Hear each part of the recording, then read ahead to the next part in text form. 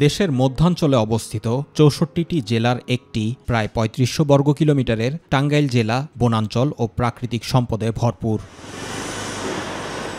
টাঙ্গাইলের বিভিন্ন উপজেলায় গড়ে উঠেছে অনুমোদনহীন শত শত অবৈধ করাতকল, যা প্রকৃতির গলার কাঁটা হয়ে দাঁড়িয়েছে। এসব করাতকলের কারণে দিন দিন উজাড় হচ্ছে সংরক্ষিত বনের শাল ও গজারি গাছ। পৌরসভার ভিতরে তো কোনো অবৈধ কোনো মিল নাই, তারপর বাইরে কারণে আঙ্গর অনেক অসুবিধা হয় আর কি। বৈধ যেগুলো আছে এগুলো রাখে, অবৈধ তো আসলে অবৈধই, অবৈধ জিনিসটা চালানো সঠিক না। টাঙ্গাইল বন বিভাগ সূত্র জানায় ২০২৩ সালের ডিসেম্বর পর্যন্ত জেলার মোট অবৈধ করাতকলের সংখ্যা ৪৭০টি, আর বৈধ লাইসেন্সধারী করাতকল রয়েছে মাত্র ১৬৩টি। আইন অনুযায়ী সংরক্ষিত বনের ১২ কিলোমিটারের মধ্যে করাতকলের লাইসেন্স দেওয়া নিষিদ্ধ। পৌরসভার বাইরে কোনো লাইসেন্স দিচ্ছে না তারা।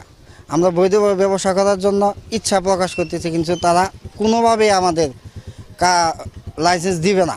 বনের ১০ কিলোমিটার দূরে বাইরে থাকলে লাইসেন্স দেওয়ার নিয়ম আছে, কিন্তু আমাদের যে পাহাড়ের যে মিল, এই না ১০ কিলোমিটারের নাই, বাইরে নাই, ১০ কিলোমিটার এই ভিতরে আর কি। এসব করাতকলে রাখা হয়েছে বিভিন্ন প্রজাতির সারি সারি বনের গাছ।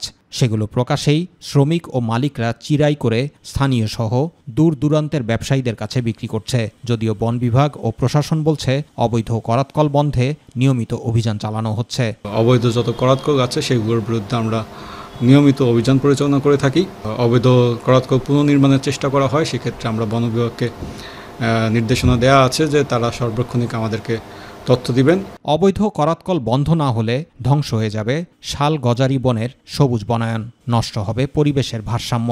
সচেতন মহলের দাবি, অবৈধ করাতকল বন্ধে প্রশাসনকে নিতে হবে আরও জোরালো ও টেকসই উদ্যোগ। জুবায়ের রহমান, মাই টিভি নিউজ।